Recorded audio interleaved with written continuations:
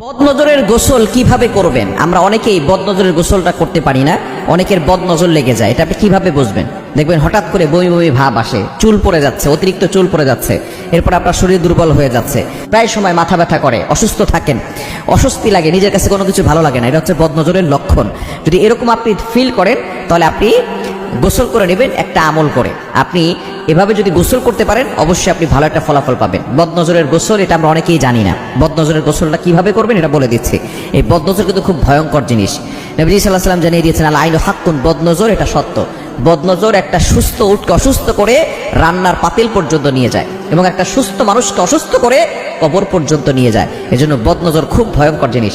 আমরা অনেকে show off করি, এটা করি সেটা করি, এটার পোস্ট দেই সেটার পোস্ট দেই, মানুষকে ভাব দেখায় এই আছে সেই আছে। এত কিছু দেখাতে যাবেন না, প্রাইভেট জিনিসগুলো গোপন রাখেন, কারণ অনেকের বদনজর লেগে যেতে পারে। অনেকের চোখ খারাপ, চোখ দিয়ে আপনাকে বাজে মন্তব্য করবে, দেখা যাবে যে আপনার বদনজর লেগে গেছে। এই জন্য এই বেশি শো অফ করতে যাবেন না। বর্তমানে বদনজরের যুগে আপনি শো অফ করতে যাবেন না। আপনি বদনজরের গোসলটা কিভাবে করবেন এটা বলে দিচ্ছি। প্রথমে আপনি অজু করে নেবেন। অজু করে আপনি একটা বালতিতে কিছু পানি নেবেন।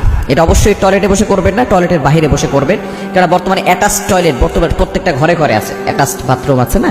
তো ওই বাথরুম থেকে বের হয়ে যদি আপনি আপনার একটা বালতি নিয়ে অজু করে আমলটা করতে হবে। অজু করে একটা বালতিতে পানি নিয়ে পবিত্র পানি নেবেন, এরপর আপনার 2 হাত বালতির ভিতরে দিবেন, অথবা বড় বল নিতে পারেন, অনেক গামলা আছে সেগুলো নিতে পারেন। এগুলো নিয়ে আপনি 2টা হাত রাখবেন। এরপরে আপনি প্রথমে দুরূদ শরীফ 7 বার পড়বেন। সব কিছুই 7 বার করে পড়বেন। দুরূদ শরীফ 7 বার।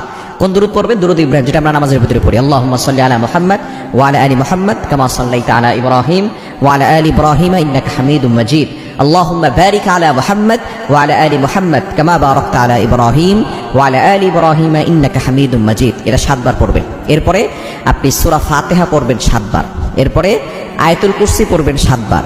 এরপরে সূরা ইখলাস 7 বার, সূরা ফালাক 7 বার, সূরা নাস 7 বার। এরপরে শেষে আবার দুরূদ শরীফ 7 বার পরে আপনি ওই পানিতে ফু দিবেন। হাত তো পানিতে আছে, আবারও ফু দিবেন। এরপরে ওই পানিটা দিয়ে আপনি পানি অ্যাড করতে পারেন, অথবা ওই পানি দিয়ে আপনি গোসল করবেন। গোসল করলে ইনশাআল্লাহ আপনার বদনজরের গোসল হয়ে যাবে। এই গোসলটা করলে আপনি বদনজর থেকে বেঁচে যাবেন।